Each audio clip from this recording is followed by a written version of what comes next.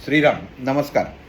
आज 21 ऑगस्ट 2022 ध्यान चक्र कुंडलिनी भाग 47. सहस्त्रार चक्र किंवा सहस्त्रार द्वार या अवस्थेमध्ये आपण त्याचं विवरण पाहत आहोत.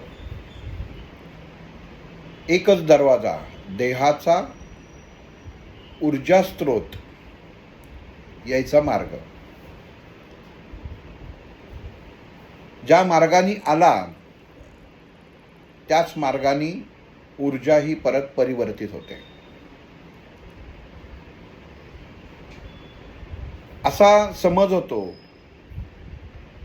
की बाह्य ऊर्जा किंवा तो प्रकाशमान स्त्रोत म्हणजे आत्मा, तर तसं नाही आहे. ह्या ऊर्जामय स्त्रोताबरोबर जो प्रवास करतो किंवा जो प्रवाहित होतो तो आत्मा, जो देहामध्ये, स्थूल देहामध्ये स्थित असतो.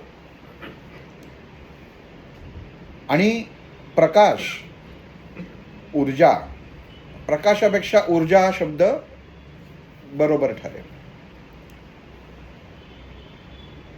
तर ऊर्जा घ्यायचं आणि परत नको ती ऊर्जा परत करायचं काम ज्या द्वारामार्गे होतं ते द्वार म्हणजे सहस्त्रार चक्र.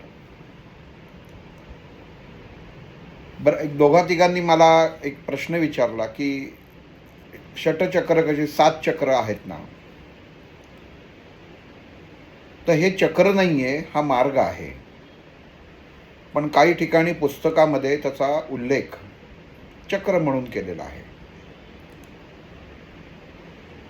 आणि चक्र याचा सोपा एका वाक्यामध्ये अर्थ असा आहे की ज्याला गती देता येते आणि ती गती नियंत्रित करता येते, तिथं चक्र स्थित असतं. पण जी प्रकाश, जो ऊर्जा, ते ऊर्जा तत्व हे स्थिर करता येत नाही. तुमचा देह किती सक्षम आहे, किती साधनांनी आणि किती साधनेने तयार झालेला आहे, यावरती ऊर्जेचा स्त्रोत आपल्या देहामध्ये प्रवेश करत असतो. एखादा मूडदूस मुलगा त्या चैतन्यमय वातावरणात असतो, पण त्याच्या देहामध्ये ती ऊर्जा प्रवेश करू शकत नाही आणि त्याच्यामुळे त्याचा स्थूल देह आणि त्याचा आकारमान हे बदललं जातं. म्हणजे थोडक्यात असं की आपण ज्या वातावरणात या पृथ्वी तत्वावरती वावरत आहोत तिथं आपल्या सभोवताली ऊर्जेचा स्त्रोत हा क्षणोक्षणी कायम असतो आणि आपल्या देहाला ज्याप्रमाणे त्याची गरज असते त्याप्रमाणे देह तो स्वीकारत असतो. आणि तो स्वीकारत असताना किती प्रमाणात ऊर्जा घ्यावी हे हाच देह षटचक्रांच्या मार्फत ठरवत असतो. आपण उन्हात उभे राहिलो, ऊन म्हणजे ऊर्जा नाही, पण उन्हात उभा राहिलो तर 2 मिनटं बरं वाटतं, पण 5 मिनिटांनी अंग भाजायला लागतं. तसं हा परमात्म्याची जी ऊर्जा आहे, परमात्म्याचा जो स्त्रोत आहे, हा सुद्धा देहानी स्वीकारल्यानंतर देहानी त्याला दिलेला प्रतिसाद कसा आहे यावरून ही षटचक्र कार्यान्वित होतात आणि स्थित होतात, स्थिर होतात. ह्याला ध्यान म्हटलेलं आहे किंवा ह्याला क्रियायोग सुद्धा एक प्रकारे म्हणता येईल. आपल्या आवाक्यापेक्षा जास्त खाणं, पोटापेक्षा जास्त खाणं म्हणजे रोगाला आमंत्रण. असं थोडक्यात आपल्याला आपली जर भूक 2 पोळ्यांची असेल आणि आपण 5 पोळ्या खाल्ल्या तर तडस लागते. म्हणजेच काय होतं की प्रमाणापेक्षा जास्त दिलं तरी शरीरामध्ये वावरत असलेली ऊर्जा ही निकामी ठरते. तसंच 4 पोळ्यांची भूक आहे पण मिळाली एकच पोळी तरीही हीच अवस्था होते.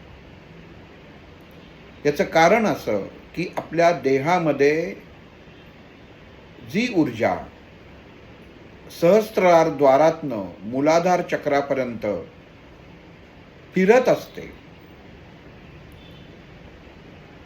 ती एक विशिष्ट प्रकारे नियमितपणे स्थिर तत्वाची असते. म्हणून आपला देह हा कायम स्थिर हवा. एखाद्याला धडधडतं, एखाद्याला घाम येतो, एखाद्याच्या पाठीत दुखतं, काहींना पोटात दुखतं. ही सर्व लक्षणं चक्रांमध्ये झालेले बिघाड याच्या अंमलाखाली येतात. ऊर्जा तत्व काम करत असतं पण कमी जास्त प्रमाणामध्ये चक्रभेदन नीट न झाल्यामुळे ते चक्र अनियमित काम करायला लागतं, ज्याला रोग म्हटलेला आहे. की शरीरात रोग कसा उत्पन्न होतो तर प्रमाणापेक्षा जास्त किंवा प्रमाणापेक्षा कमी. शरीरामध्ये जीवनसत्व कमी झालं तरी त्रास होतो. हातपाय दुखायला लागतात, हाडं दुखायला लागतात, झोप येत नाही, डोळे दुखायला लागतात. तसंच जास्त झालं, जास्त प्रमाणात झालं तर कोलेस्ट्रॉल वाढतं, मेद वाढतो. म्हणजे मुख्यत्वे नियमितता हा सगळ्यात महत्त्वाचा भाग आहे. आणि ही नियमितता, ही ऊर्जा आपल्याला साधनेद्वारे स्वीकार करायची आहे. आपल्या बाजूला आहे पण स्वीकार करायची आहे. मग या सहस्त्रार चक्राद्वारे, या सहस्त्रार द्वारे आपल्याला आपल्या देहाला लागणारी ऊर्जा, नियंत्रित ऊर्जा किती हवी हे पहिलं ठरवणं गरजेचं असतं. सूर्यनमस्कार घालायला सांगितले तर प्रत्येक जण वेगवेगळ्या 12 सूर्यनमस्कार घालावे असं समर्थांनी सांगितलं. किंवा आपण एखादा म्हणतो की हा 12 गावचं पाणी प्यायलेलं आहे. पण 12 या शब्दाचा अर्थ काय? तर ती ऊर्जेची अवस्था, ती सूर्याची अवस्था जी 12 वाजता आपल्या सहस्त्रार द्वाराच्या बरोबर वरती असते. 12 सूर्यनमस्कार जेव्हा आपण घालतो तेव्हा सूर्याची नावं घेऊन घालतो. आणि प्रत्येक जेव्हा आवाहन करतो त्या आवाहनाच्या वेळी आपल्या सहस्त्रार द्वारावरती जी ऊर्जा फिरत असते ती त्या क्षणासाठी नियंत्रित होते. आणि जे नाम आपण घेतो त्या नामाचा जसा अर्थ होतो तसा आपल्या देहावरती त्याचा परिणाम होतो. ओम सूर्याय नमः, ओम अरुणाय नमः, भास्कराय नमः. काही जण विष्णूची नावं घेतात. ज्याची आपल्याला गरज आहे, ज्या देवतेची आपल्याला गरज आहे. विष्णूची गरज असेल ओम ईशान्याय नमः घ्या. श्रीकृष्णाशी तुम्ही निगडीत असाल ओम मुकुंदाय घ्या. जी एवढी नावं तुम्हाला श्रीकृष्णाची माहिती आहेत की तुमच्या स्थितीला याची गरज आहे तर ते नाम तुम्ही घेऊन सूर्यनमस्कार घालू शकता. कारण त्याला म्हणताना सूर्यनमस्कार एवढ्यासाठी म्हटलेला आहे की सूर्य हा एकमेव ऊर्जेचा, सौर ऊर्जेचा असा स्रोत आहे जो आपल्याला चैतन्यमय ऊर्जा क्षणोक्षणी पुरवत असतो. आपल्या इथं अंधार होतो पण सूर्य काही मावळत नाही. आपण पृथ्वी फिरत असते म्हणून आपल्याला वाटतं की सूर्य मावळला, पण त्याची ऊर्जा ही असतेच. मग सहस्त्रार चक्राद्वारे जेव्हा आपण आपली शरीरातली ऊर्जा नियंत्रित करायचं काम करत असतो तर तेव्हा त्याच्या आजूबाजूला असणारी कंपनं, म्हणजे एखादं झाड उत्तम असेल तर त्याच्या बाजूला जो तण निर्माण होतात, धान्याच्या बाजूला काही तण निर्माण होतात, नको त्या वनस्पती निर्माण होतात, त्या शक्ती म्हणजे आपल्या देहाच्या सभोवताली असलेली निगेटिव्ह वाईट कंपनं आहेत. आता त्या कंपनांना वाईट का म्हणायचं, तर प्रत्येकाचं एक जग हे ठरलेलं आहे. जेव्हा ऊर्जा आपल्याला बऱ्याच वेळा असं वाटतं की आपण कुठल्या तरी नातेवाईकाच्या अंत्यसंस्कारासाठी स्मशानात जातो, किंवा एखादा चित्रपट, एखादी सिरियल, भयपट. आता नुसतं भयपट जरी म्हटलं तरी मनामध्ये तो विचार येऊन मनाची अवस्था बिघडू शकते. एखादी गोष्ट आपण नुसती ऐकतो, अमुक एक जण हॉस्पिटलमध्ये ॲडमिट आहे आणि तो असा व्हेंटिलेटरवर आहे आणि त्याला अमुक नळ्या लावल्या आणि आता असं झालं आहे. ही वास्तविक कृती आपल्या डोळ्यासमोर घडत नसते, पण एका क्षणामध्ये त्या व्यक्तीची ऊर्जा आपल्याला येऊन मिळते आणि ह्याला एक जीवात्मा जग, ॲस्ट्रल वर्ल्ड असं म्हणतात, की मनुष्याच्या जीवानंतर असलेलं जीवन. आणि हे जीवन किंवा ह्या शक्ती आपल्या देहाच्या बाजूला सभोवताली क्षणोक्षणी असतात. कारण त्यांना कुठला तरी देह हवा असतो की ज्याच्यावरती अंमल त्यांना गाजवायचा असतो, पण ते तत्वानुसार शक्य नसतं. म्हणून ह्या शक्ती आजूबाजूला होऊन कुठल्या ना कुठल्या तरी तऱ्हेने जसा त्रास देतात तशा मदत पण करत असतात. ज्याला आपण म्हणतो की चमत्कार घडला आणि बंद होतो तो दरवाजा आपोआप उघडला. अर्थातच आपल्या मनामध्ये किंवा डोळ्यासमोर येतो की आपण ज्यांची उपासना करत असतो, असं धरून चालू स्वामींची उपासना करतोय, की स्वामींनी दार उघडलं. तर फक्त आध्यात्मिक शक्ती नाही, तर ही जीवात्मा शक्ती सुद्धा कार्यान्वित असते. आपले पूर्वज हे आपल्याला ह्या ना त्या कारणाने मदत करत असतात. हे सांगायचं सहस्त्रार चक्रामध्ये कारण असं की जेव्हा मनुष्य देह तयार होतो, त्या देहाबरोबर ह्या वावरणाऱ्या शक्ती मनुष्याच्या आयुष्यावरती एक प्रकारचा आघात करत असतात.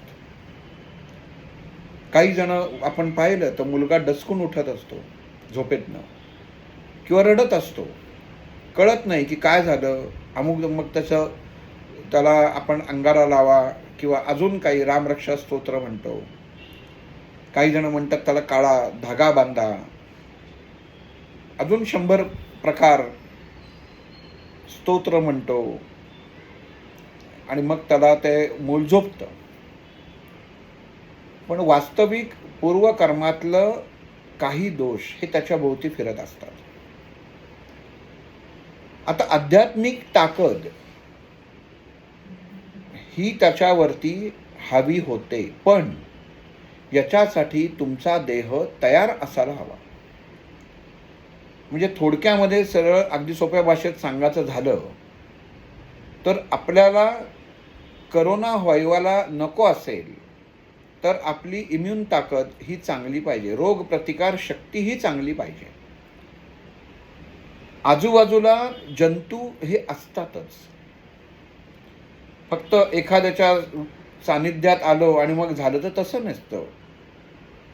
आपण या वातावरणात वावरत असतो, वातावरणात असतातच आणि आपल्या देहात पण ते शिरतात. पण देहावरती परिणाम तेव्हाच होतो ज्यावेळी आपली रोग प्रतिकार शक्ती कमी पडते.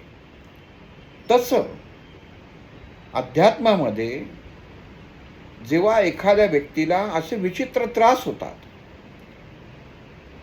अस्वस्थता वाटायला लागते, झोप येत नाही, नको ते शंका, नको ते विचार मनामध्ये उत्पन्न व्हायला लागतात, तेव्हा समजायचं आपली साधना कुठेतरी कमी पडते.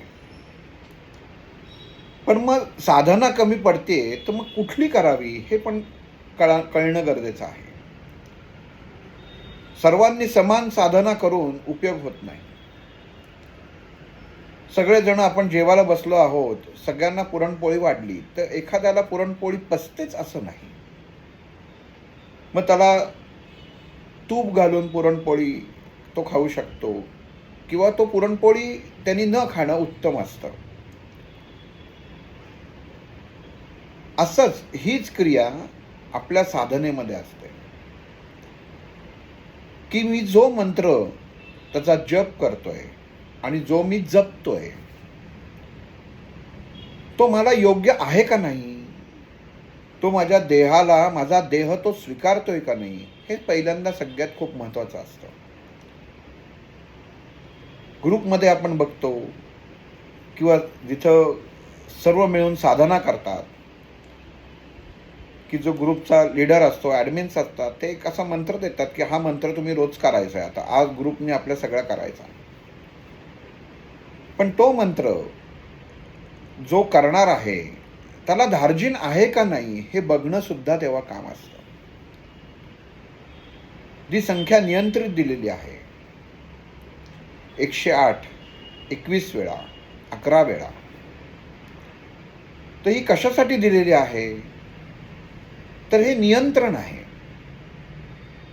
याच्या बाहेर तुम्ही गेलात तर तुम्ही धोक्याची पातळी ओलांडल्यासारखं होतं. म्हणजे विष्णू सहस्त्रनाम ही जी 1008 नावं आहेत, काही ठिकाणी 1004 आहेत, तर मग ती तेवढीच उच्चार केला पाहिजे. ते 8च्या वर 10 झाली तर चालणार नाहीयेत. याचं कारण काय की आपल्या त्या शब्दांच्या उच्चारांमुळे, त्या बीजांच्या उच्चारांमुळे आपल्या देहावरती होणारा परिणाम हा काय आहे याचा विचार साधना जो करतो त्यांनी पहिल्यांदा करायला हवा.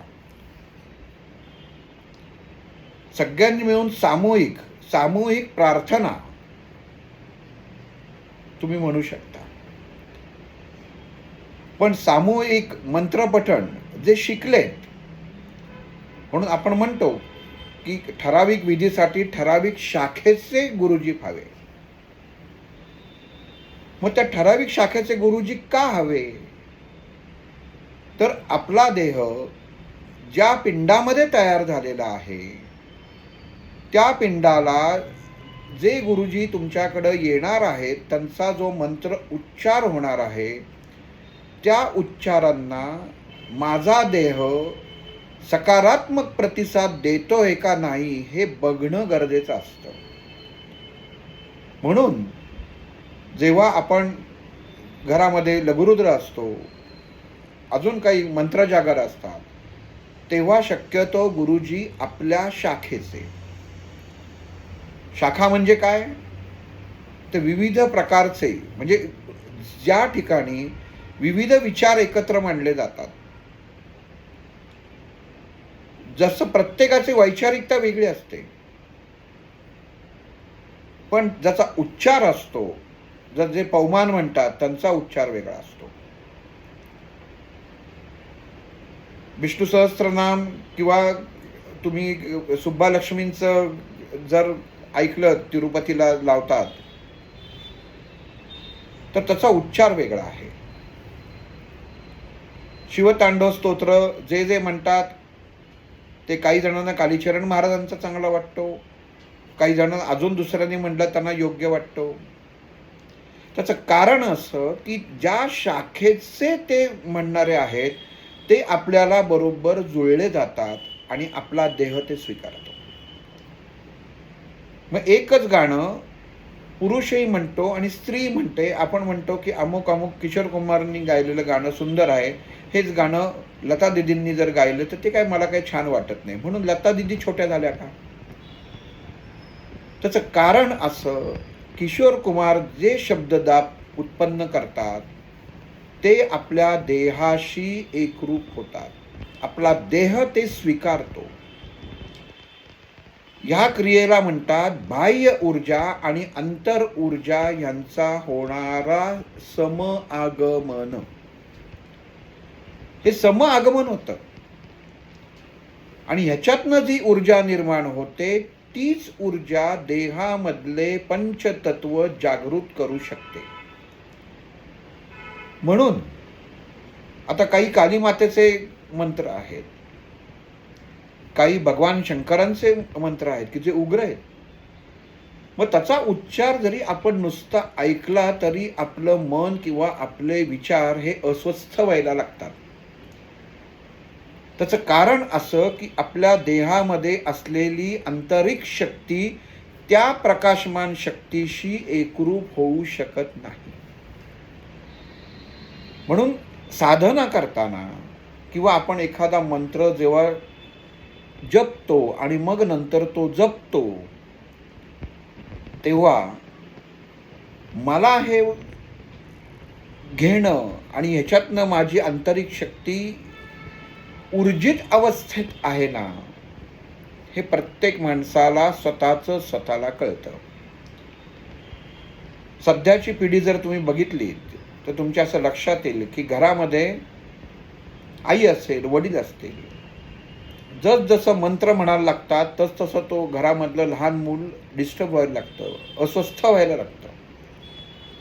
त्याचं कारण असं की त्यांना त्या शब्दांच्या जडत्वाची ओळखच नसते आणि ही नसलेली ओळख त्या मुलाच्या आजूबाजूला असलेल्या जीवात्मांना हॅमर करायचा, मारायचा प्रयत्न करते.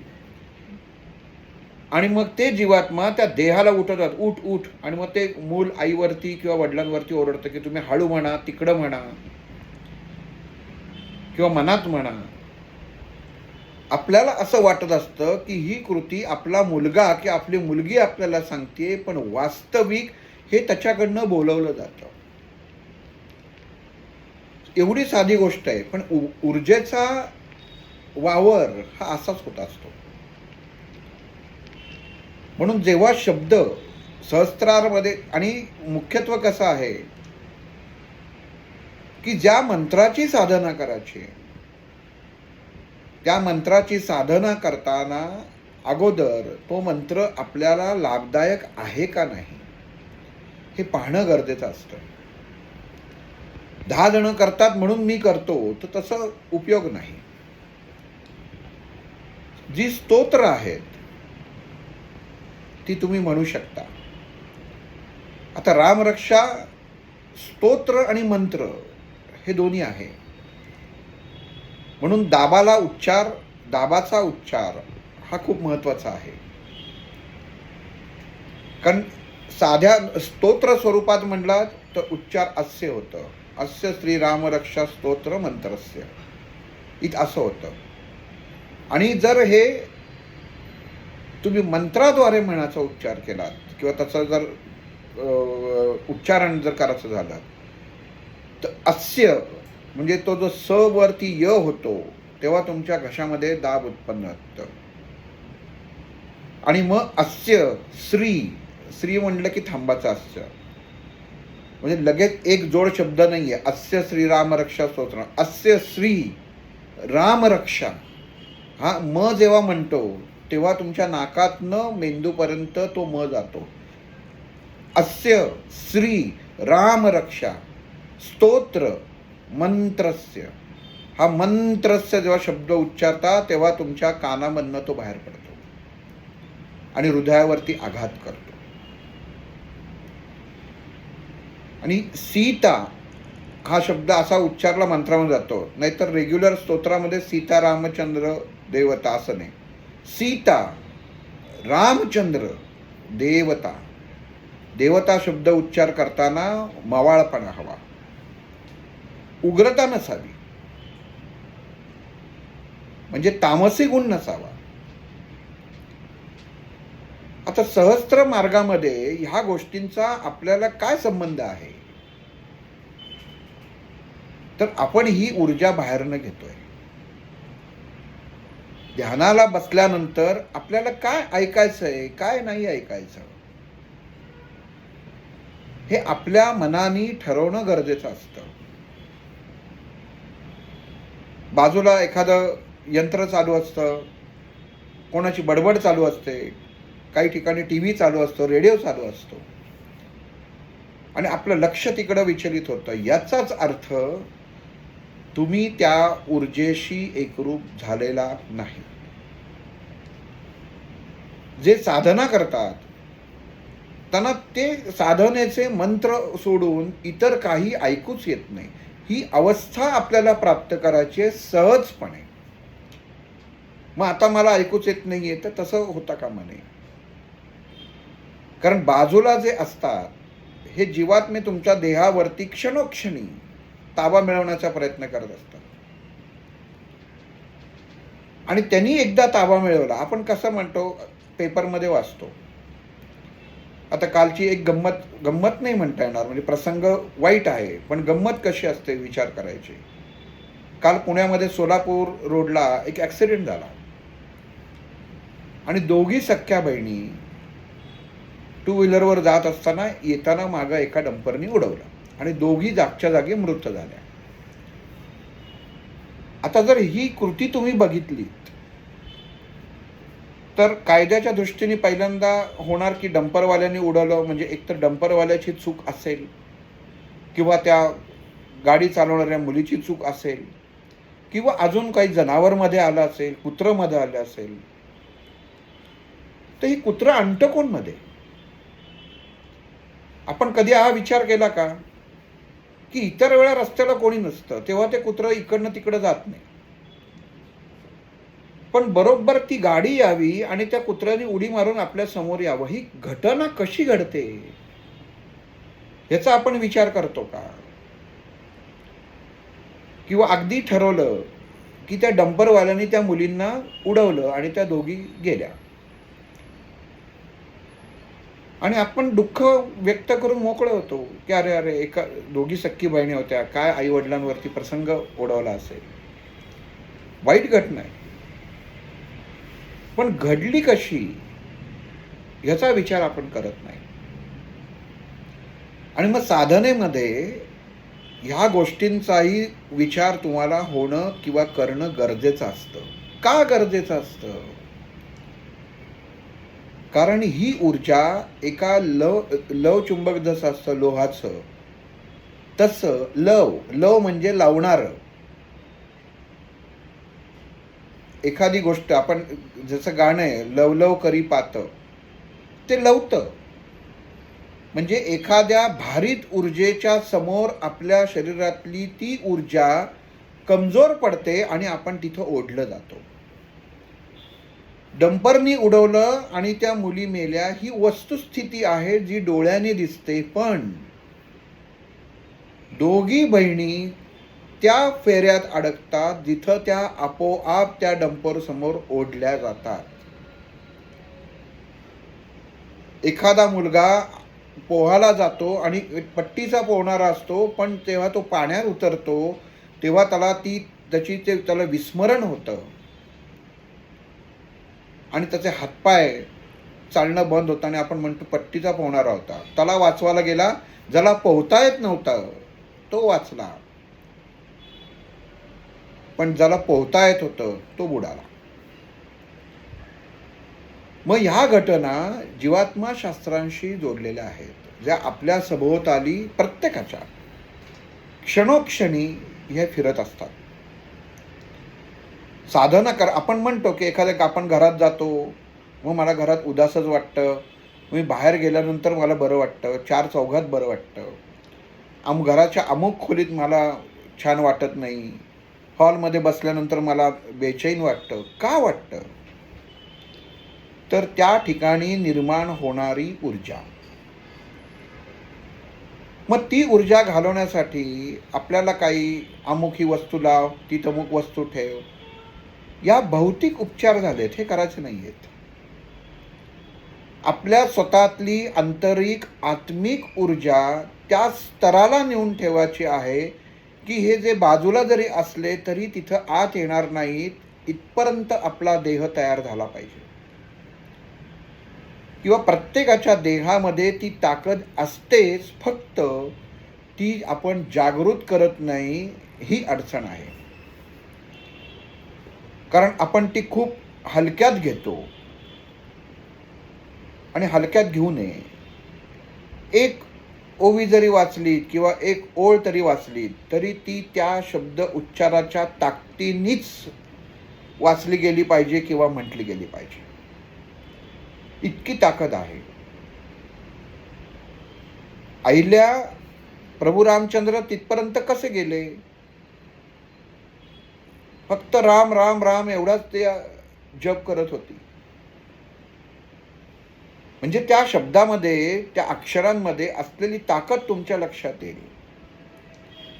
हात लावला का प्रभू रामचंद्रांनी? असं म्हणतात की त्यांचा अंगठा लागला आणि ती शिळेची स्त्री झाली. म्हणजे आपण ही गोष्ट सगळ्यांनीच वाचली. पण अंगठा लागला का पाय लागला? तर अंगठा लागला. मग अंगठ्याचं तत्व काय? अभ्यास करताना कसं करावा? पितरांना आपण अंगठ्याने पाणी देतो.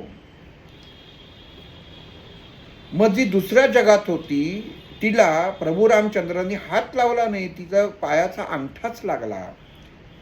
त्याबरोबर ती शक्ती तिच्या केंद्रामध्ये ज्या शिला स्वरूपात होती ती जागृत झाली आणि तिचा देह बदलला गेला.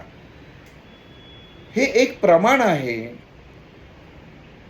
की कृती आणि मंत्र उच्चारण हे तुम्हाला त्या शक्तीपर्यंत नेऊन ठेवतं. पोथी वाचताना, स्तोत्र वाचताना माझं पारायण 3.5 तासात पूर्ण झालं तर दुसरा म्हणतो काय सांगतो, मला 2.5 तासच लागतात. तिसरा म्हणतो मला 8 तास लागतात. मग जो 3.5 तासवाला असतो तो म्हणतो अरे बघ, म्हणजे त्याला एक प्रकारच्या मनामध्ये अहम निर्माण होतो की मी 3.5 तासात वाचतो. पण जर कधी विचारलं की त्याच्या 2 ओळी जरा सांग, तर त्या काय सांगता येत नाही. वाचतोच याच्यामध्ये, तर ते फक्त शब्द तुमच्या तोंडात बसलेले असतात म्हणून तुम्ही ते वाचता. पण ग्रहण काय केलं? ते ग्रहण काहीच नाही केलं. मग सहस्त्रार जेव्हा आपल्याला भेदन करायचं आहे, भेदाचं आहे, तेव्हा ह्या सर्व गोष्टी आपल्याला सोडणं गरजेचं आहे. गरज नाहीये तुम्हाला 5 तास बसायची, 8 तास बसायची. कधी विचार केलाय का की गुरुचरित्राचं पारायण 7 दिवसाचं का करतात किंवा 3 दिवसाचं का करतात? काही जण 1 दिवसाचं करतात. पण का करतात? त्यांना असे दिवस का ठरवून दिलेले आहेत? कारण त्याच्यापासनं निर्माण होणारे, असं धरून चाला, उदाहरणार्थ सांगतोय की पहिल्या दिवशी 1 ते 4 अध्याय आहेत. मग 5वा अध्याय दुसऱ्या दिवशी वाचायचा आहे. मग 1 ते 4 अध्यायात असणारी जे मंत्र येतात किंवा जी अक्षरं असतात त्याची जी ताकद किंवा जी ऊर्जा उत्पन्न होते ती आपल्या देहाला त्या दिवसाकरता पूरक असते. याचं गणित काढलेलं आहे. कारण ज्यांनी हा अभ्यास केला त्यांनीच लिहिलंय का दत्तात्रयांनी लिहून पाठवलेलं आहे की पहिल्या दिवशी 1 ते 5 वाच, मग नंतर पुढचे वाच. तर ज्यांनी याचा अभ्यास केला, ज्या शास्त्रींनी याचा अभ्यास केला, ज्या गुरुजींनी याचा अभ्यास केला, त्यांनी त्या अनुभवावरनं त्याच्यामध्ये लिखाण केलेलं आहे. मग तिथं टेंबे स्वामी असो, तुकाराम महाराज असो, ज्ञानेश्वर महाराज असो, या सर्वांनी नियंत्रण हे आखून दिलेलं आहे. त्या नियंत्रणाप्रमाणेच आपल्याला चालायला हवं. बऱ्याच जणांना सवय असते की 100 पुस्तकं 100 पोथ्या वाचत बसतात. मग आता ही वाचली, मग आता ती वाचली, मग आता ही वाचली. मग सगळी तत्व तुम्ही एकदम जागृत करणार आहात का? तुम्ही तुमच्या देहामधलं सहस्रार ऊर्जा जागृत करता आहात. मग एकच शक्ती पाहिजे ना? का सगळ्या 10 शक्ती घ्यायच्या आहेत? आणि मग जी मला अमुकेने सांगितलं कुलदेवतेचं वाच, कुलदेवतेचं वाचतो. अमुकेने सांगितलं शंकराचं वाच, शंकराचं वाचतो. ह्यांनी सांगितलं हे वाच, ते वाचतो. म्हणजे स्वतःचं काय? स्वतःच्या मनाला कधी विचारत नाही, स्वतः आपण कुलदेवतेचं स्मरण किंवा कुलदेवतेचं आव्हान किंवा देवतेला का सामोरं जायचं आहे? तर आपल्या पिंडामध्ये असणारी ती ऊर्जा जी कमी पडते, ती ऊर्जा त्या आपल्या कुलदेवतेपाशी असते, ती आपल्याला घ्यायची असते. म्हणून कुलदेवतेचं दर्शन वर्षातनं एकदा तरी तुम्ही स्वतःची बॉडी रिचार्ज करावी, की ती शक्ती इतर कोणीही तुम्हाला देऊ शकत नाही. तीच देवता देऊ शकते, त्याच स्वरूपात देऊ शकते. हो का? मग शंकर काय सारखाच? मग इकडं मी चौकात सदाशिव पेठेत गेलो काय, किंवा मग ओंकारेश्वराला गेलो काय, किंवा उज्जैनला गेलो काय? पण तत्व वेगळी आहेत ना. एकच व्यक्ती मुलगा पण असतो आणि बाप पण असतो, किंवा नवराही असतो. मग प्रत्येक भूमिकेमध्ये त्या अनुसार तो जगत असतो. तशी ही तत्व मनुष्य देहामध्ये बाह्य तत्व ही काम करत असतात. म्हणून आपल्या भोवती पहिल्यांदा आवरण, एक सेफ्टीचं आवरण कसं करायचं हे सांगितलेलं आहे. माझ्या मते 43 का 44व्या भागात सांगितलेलं आहे, की कशा पद्धतीने आपण ख्रिश्चन लोकांची जी ही खूण आहे ही लक्षात ठेवायची. सोपं म्हणजे आपलं लक्षात राहतं की आपल्याला कसं आपला देह बाह्य ऊर्जापासनं, बाह्य वाईट गोष्टींपासनं वाचवायचा आहे. आणि फक्त वाईट नाही तर चांगलं आलं, दरवाजा बंद केलात तर चांगल्या शक्ती येणाऱ्या बंद होणार आहेत आणि वाईट शक्ती येणाऱ्या बंद होणार आहेत. दोन्ही बंद होणार आहेत. असं नाही होत की फक्त चांगल्याच आत येतील, कारण दरवाजा तुम्हीच बंद केलेला आहात. आणि मग दरवाजा उघडलात तर दोन्ही येणार आहेत. याचा अर्थ असा की मनुष्याला आपला देह तयार करायला हवा. मग वाईट असो नाही तर चांगले असो, आपला देह, आपल्या देहामध्ये असलेली ती चैतन्यमय अवस्था ते ठरवेल की मला काय घ्यायचं आहे. ते समोरच्यावरती मग हे गळ्यात घातलं, हे पायात घातलं, मग इथेही दृष्ट लागू नये म्हणून घातलं. या गोष्टी तेव्हा कराव्या की जेव्हा आपल्याला काही करणं जमत नाही. आणि हा फक्त आधार आहे. एखादी व्यक्ती पिस्तूल कमरेला लटकवून जात असते जंगलातनं, तिला माहीत नसतं, समजा गोळी नसेल आणि तिला सांगितले पिस्तूल घेऊन जा, ती अडाणी असेल तर तिला हा खात्री असते की माझ्याजवळ पिस्तूल आहे, कोणी आलं तर मी मारू शकते. म्हणजे एवढ्या फक्त विचारांनी ते अख्खं जंगल ती पास करते. तसं ही मंत्रशास्त्र, ही बीजांची ती ताकद आहे की मनुष्य जीवनातली प्रत्येक अवस्था मनुष्य लीलया पार करू शकतो. फक्त आठवण करून द्यायला.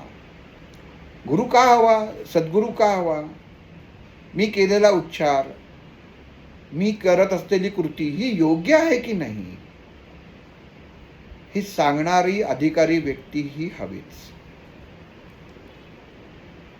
आणि ही असणं आणि ही मिळणं हे तुमच्या नशिबावरती अवलंबून आहे.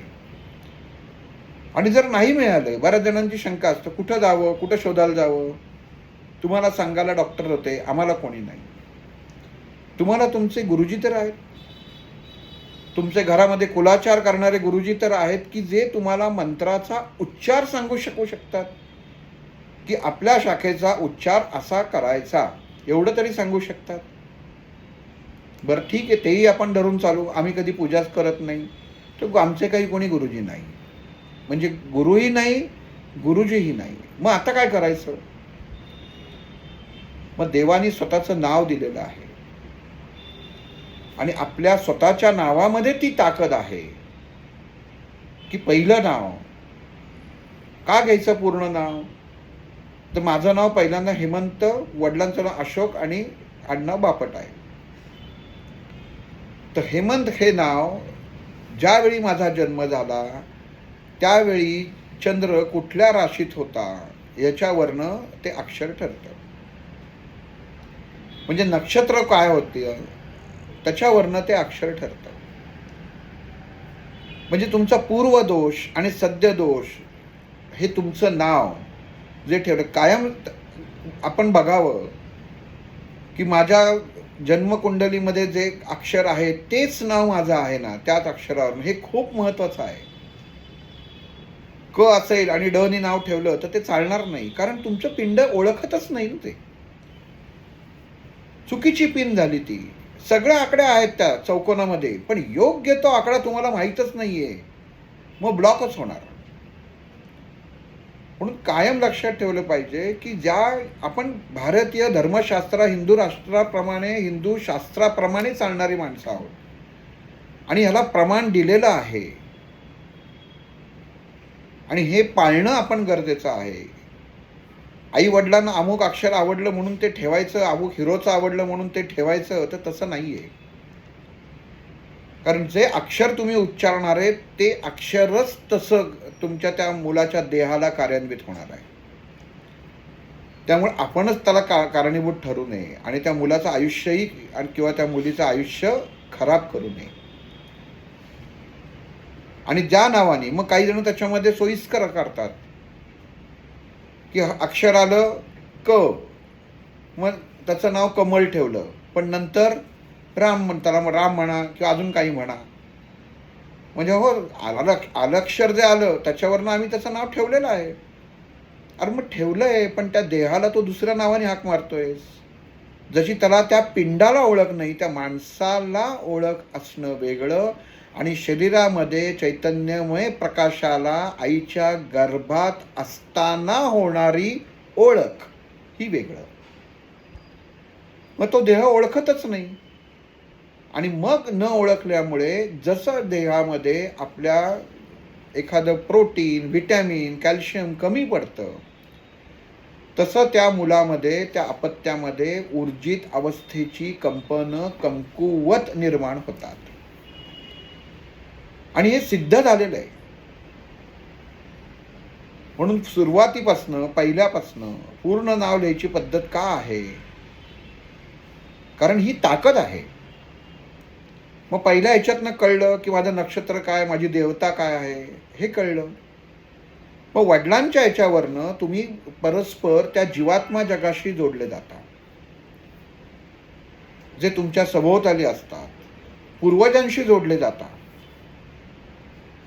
आणि मग त्यांना त्यांचंही हे करणं गरजेचं आहे, नामस्मरण करणं.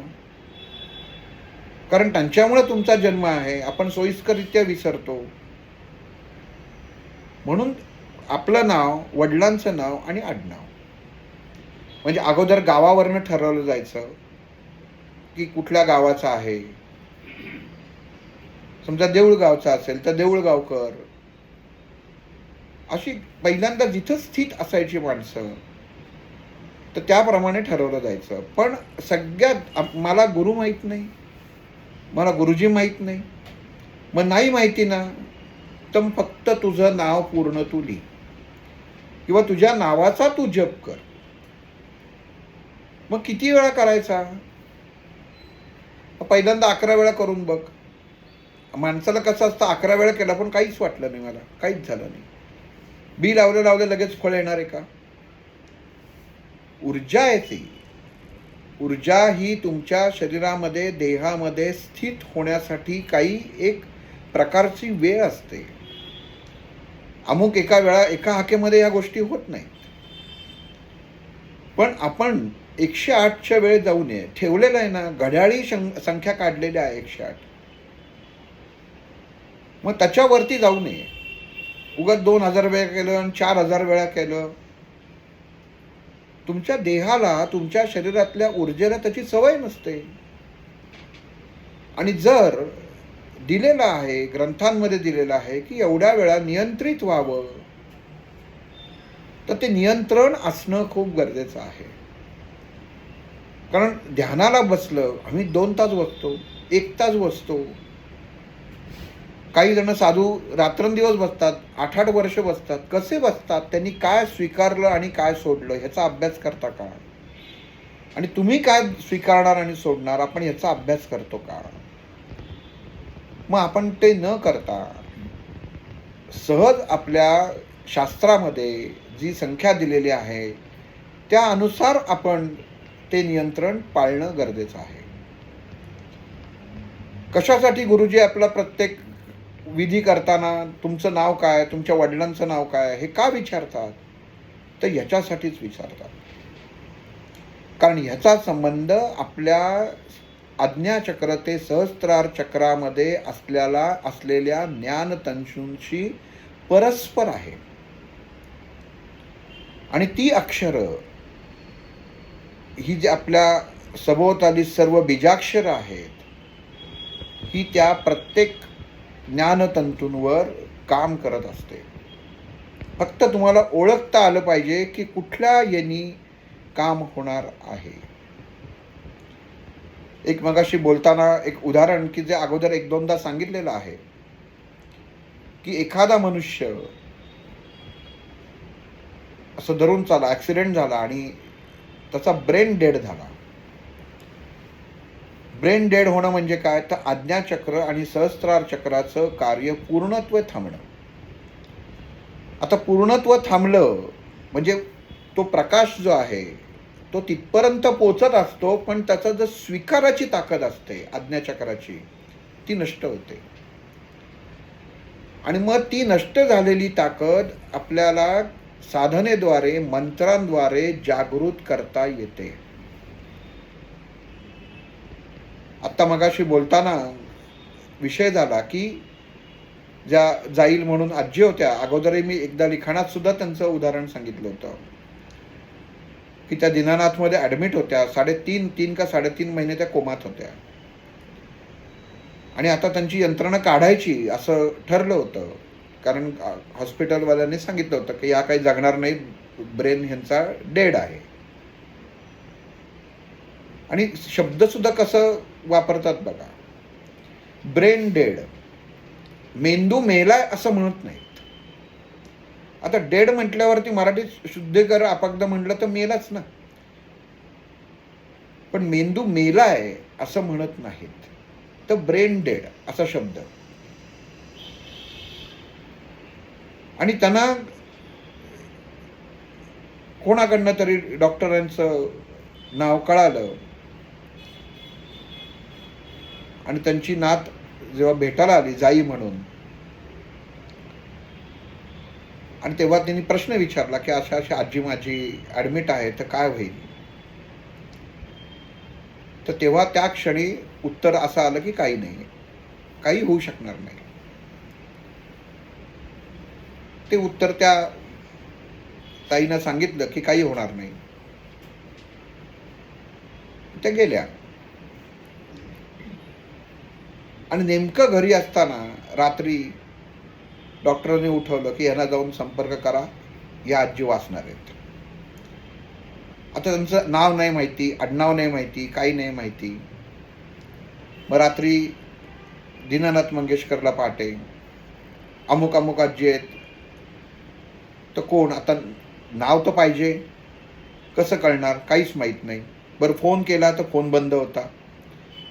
आणि दुर्दैवानं त्यांच्या नातीने जो मेसेज केला होता ती अमेरिकेला होती, त्यामुळे तिकडच्या नंबरवरनं केला होता. तो नंबर काही लागत नव्हता, आन्सरिंग मशीनला जायचा. पण शेवटी, आणि 2 तिथं ICU युनिट आहेत, एक जुनी बिल्डिंग एक नवीन बिल्डिंग.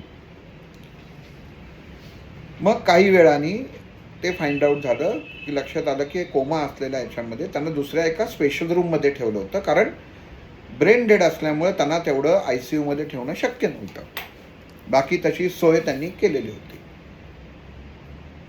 आणि मग त्यांना निरोप दिला गेला. त्यांचा मुलगा आला जो काही ओळखत नव्हता, म्हणजे त्या मुलीचे वडील.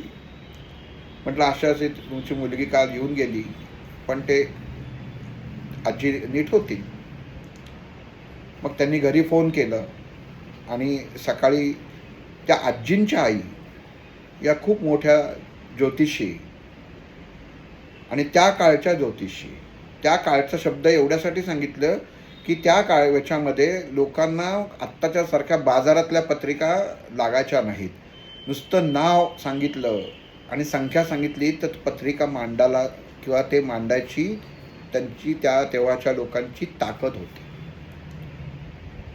आणि त्या आणि त्यांची नात असं दोघं जण ऑफिसमध्ये आल्या आणि मग बोलणं झालं की हे त्या वाचतील म्हटलं. आता त्या ज्या आजी ॲडमिट होत्या त्यांची आई या म्हणाल्या की मी पत्रिका अनुषंगाने काढलेला आहे, त्यांचा शनी खराब आहे, तर ते जायला पाहिजे. मला एका गोष्टीचं त्यावेळी खूप अप्रूप वाटलं, आश्चर्य वाटलं की किती सहजतेने, म्हणजे एवढ्या वयस्कर आजी होत्या, किती सहजतेने म्हणाले की ती जाईल. म्हणजे पोटची मुलगी भले त्या म्हाताऱ्या त्या पण असतील, ते इतक्या सहजतेने म्हणाल्या की माझं आखलेलं गणित चुकणार नाही. म्हटलं ठीक आहे, पण माझंही म्हटलं आमच्या डॉक्टरांवरती श्रद्धा आहे, तर हे तुम्ही करून बघावं. खात्री काय मी सांगू शकत नाही, पण मला एवढं निश्चित माहिती आहे की हे सांगतात म्हटल्यानंतर याच्यातनं तुम्हाला मार्ग नक्की मिळणार.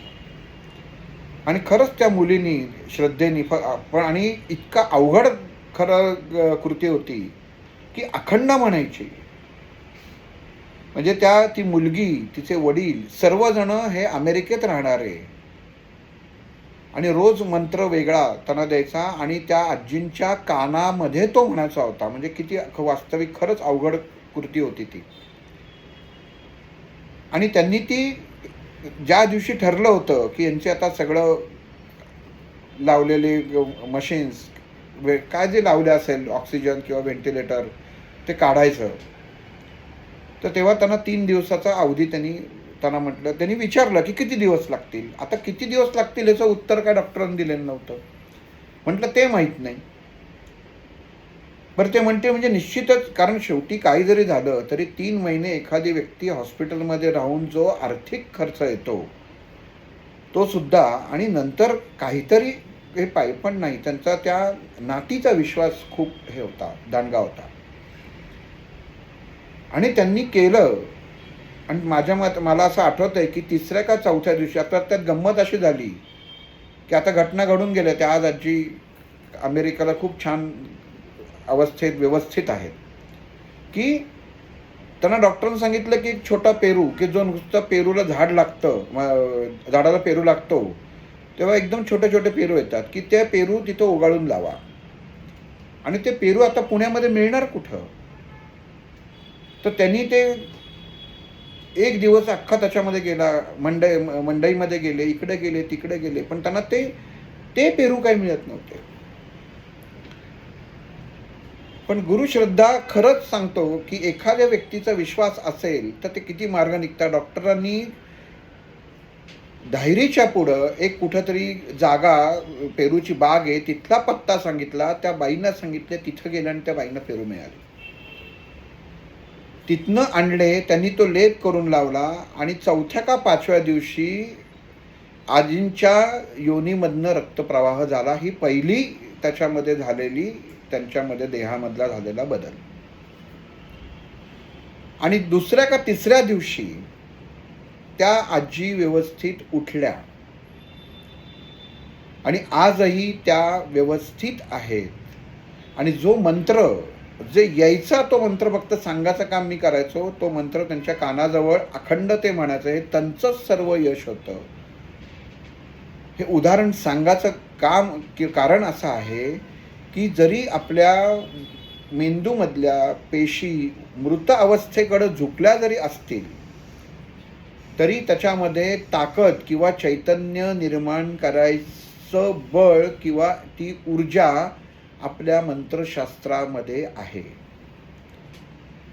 की होतंच, नक्कीच होतं.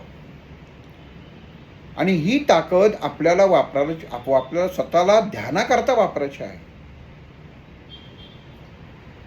हे उदाहरण हे सांगायचं कारण असं आहे की आपण आपल्या देहाला, आपण आपल्या रोज दिवसाला एवढे विचार करत असतो, 100 गोष्टींचा माणसांशी व्यावहारिक, भावनिक दोन्ही अर्थाने बोलत असतो.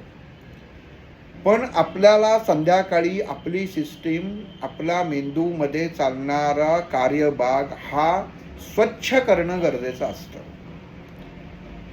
ध्यानाला मी अमुक वेळेला बसतो, ध्यान म्हणजे काय? लक्ष. पण लक्ष कुठं?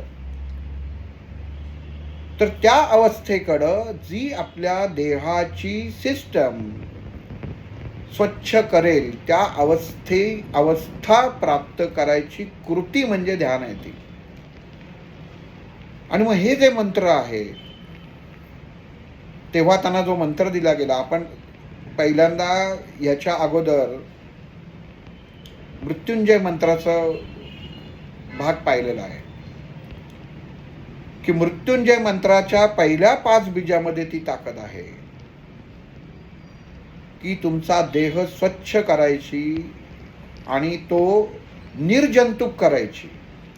निर्जंतुक म्हणजे कोण? की बाहेर सभोवताली असलेल्या वाईट शक्ती क्षणात नाश करायची ताकद त्या बीजांमध्ये, त्या मंत्रांमध्ये आहे. आणि तो मंत्र तेव्हा सांगितलेला आहे. उच्चार कसा करायचा? त्र्यंबकमच्या ऐवजी ओम त्र्यंबकम करायचा नाही, ओम त्र्यंबकम असा तो उच्चार आहे. तो तुम्ही त्या भागामध्ये जाऊन बघू शकता. पण सहस्त्रार चक्रामध्ये, सहस्त्रार द्वारामध्ये या सर्व गोष्टी ऊर्जा स्वरूपात आपल्याला क्षणोक्षणी घ्यायच्या आहेत. ध्यानाला बसलो, ध्यान म्हणजे मुळात काय? ध्यान म्हणजे तुम्ही पेपर वाचायला बसलात तरी ध्यानालाच बसला आहात, पुस्तक वाचायला बसलात तरी ध्यानाला बसलेला आहात. म्हणजे ज्या अवस्थेमध्ये तुम्ही बसलात आणि मनाशी एकरूप होणार आहात. डॉक्टरांनी अतिशय एक उत्तम ध्यानाचा प्रकार सांगितला होता की जमत नाही ना, मंत्र करू नका, वाचू नका, तांदूळ आणि वाटाणे एकत्र करा. तांदूळ आणि वाटाणे दोन्ही एक एक मूठ घ्यायचं, एकत्र करायचं आणि जमिनीवर बसून उजवा पाय पुढं करायचा, डावा पायाची मांडी घालायची, उजवा पाय पुढं सरळ करायचा आणि ताटामध्ये ह्या बोटानी, रवीच्या बोटानी फक्त ते वाटाणे वेगळे करायचे. आता गंमत अशी होते, जेव्हा तुम्ही कृती करून बघाल तेव्हा वाटाणा बाजू करायला गेला की तो वाटाणा उडतो, सहज बाजूला होत नाही. म्हणजे सगळे उडत नाहीत पण काही वाटाणे उडतात. मग ती अस्वस्थता आपल्या देहातली अस्वस्थता असते.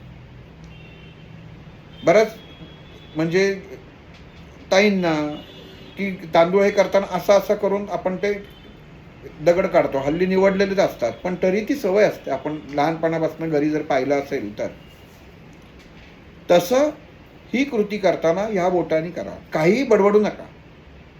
फक्त तुम्ही जी कृती करताय त्याच्याकडे लक्ष द्या. ते फक्त वाटाणे बाजूला करायचे. एवढी कृती जरी तुम्ही केली तरी तुमच्या देहामधली ऊर्जा स्थिर अवस्थेकडे जायला लागते. पण मला मग खाली बसता येत नाही, मी खुर्चीत बसून माझ्या गुडघ्याचं ऑपरेशन झालं तर काय करू? खुर्चीत बसा, पण लाकडी खुर्चीत बसा.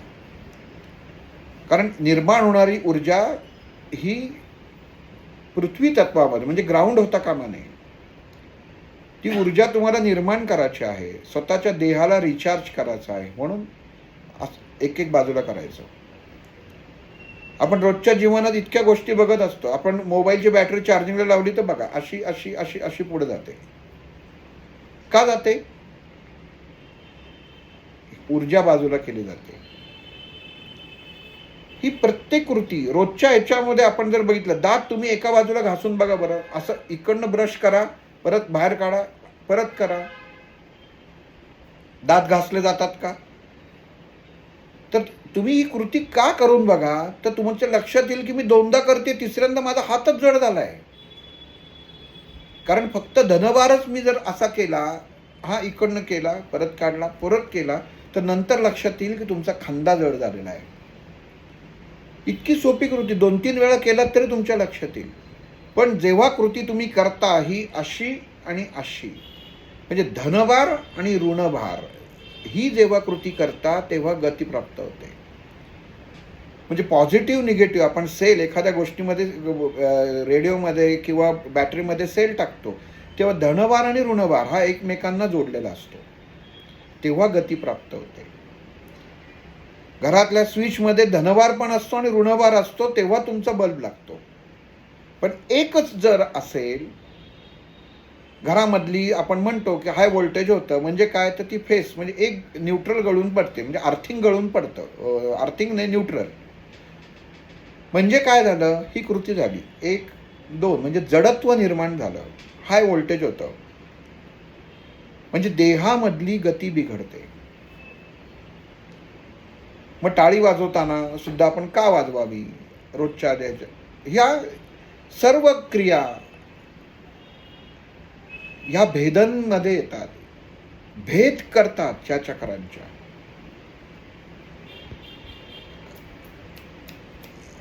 हे काय करतात, ही कृती काय आहे, गुरुजी सांगतात करा.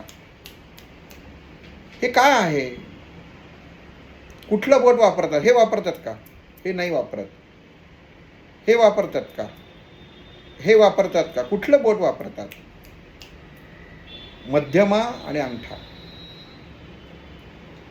आपण कधी विचार करत नाही, किंवा त्या गुरुजीने विचार, त्यांनी सांगितलं पटकन हा चला. एक तर मुळात ते काय सांगतात तो उच्चार आपल्याला करता येत नाही, आपण करून मोकळे होतात, ते विचारत नाहीत, आणि इथंच आपली चूक होते. कारण आपण 4 चौघात बसलेला असतो, आपल्याला कोणतरी नावं ठेवेल म्हणून आपण तोंडातनं काहीतरी बरळून जातो.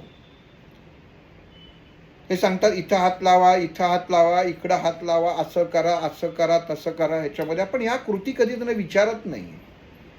आणि या सर्व कृती आपल्या सहस्त्रार चक्राशी, या सहस्त्रार द्वाराशी निगडीत आहेत. कारण तुम्ही बसल्यावरती तुमचा देह ती ऊर्जा जोपर्यंत धारण करत नाही तोपर्यंत पुढचा विधीच होत नाही. मग हे काय आहे, हे कशासाठी करायचं आहे, ते बाजूचे जे असतात जीवात्मा, ह्यांना आपण चकमा द्यायचा असतो. हे बघ, लहान मुलाला कसं करतो आपण पाळण्यात, ते मूल लगेच बघतं, त्याला कळतं का हा टुचकी वाजवतोय. आणि ही टुचकी घरी वाजवा बरं, म्हणजे पत्नीने पतीसमोर वाजवावी किंवा पतीने पत्नीसमोर वाजवावी, लगेच त्याचा तामसी गुणामध्ये परिणाम होतो. हे चुटकी वाजवायची नाही माझ्यासमोर, ह्याच्यातनं भांडणं होतात. पण एवढीशी क्रिया, मग ही काय गती निर्माण करते ह्याचा तुम्हाला अंदाज यायला पाहिजे. मी काम चुटकी सरशी करतो म्हणजे काय, ही जेव्हा तो मनुष्य म्हणतो ना तेव्हा त्याच्या हातातनं ही कृती होते. हे ना काही अवघड नाही आहे, मी एक चुटकी सरशी करून दाखवतो. याचा अर्थ असा की तुम्ही तुमची ऊर्जा एका क्षणामध्ये द्विगुणित करता. म्हणून चुटकी सरशी शब्द जो आला तो त्याच्यासाठी आला. मग आपल्या देहामध्ये सहस्त्रार चक्रामध्ये, सहस्त्रार द्वारामध्ये जी बाह्य ऊर्जा जी आहे, या बाह्य ऊर्जेला आपल्या देहामध्ये स्थिर करण्यासाठी पहिल्यांदा जी कृती आपल्याला करणं गरजेचं आहे ती म्हणजे स्वतःच्या नावाचा 108 वेळा तुम्ही फक्त बसून एका जागी जप करा. संकल्प हा मागच्या वेळी प्रत्येक वेळी ते रिपिटेशन किंवा ती ओढणार नाही आहे. कृती करताना संकल्प हा करणं गरजेचाच आहे. आणि फक्त स्वतःच्या नावाचा जप करा, बाकी कुठल्याही देवतेचा जप करू नका. जे तुमचं नाही त्याच्या पाठीमागं श्री लावू नका, काही ना, फक्त नाव, वडिलांचं नाव. काही आता माझ्या वडिलांचं नाव अशोक आहे म्हणून अशोक राव नाही करायचं तसं, किंवा अशोक कुमार करायचा नाही. अशोक आहे ना तर अशोकच. मग हेमंत अशोक बापट 108 वेळा जप करायचा. तेव्हा देहाला कळतं की बाबा रे तयार राहा, बाह्य ऊर्जा आहे, तुला घ्यायचं, आता संकेत येत आहेत.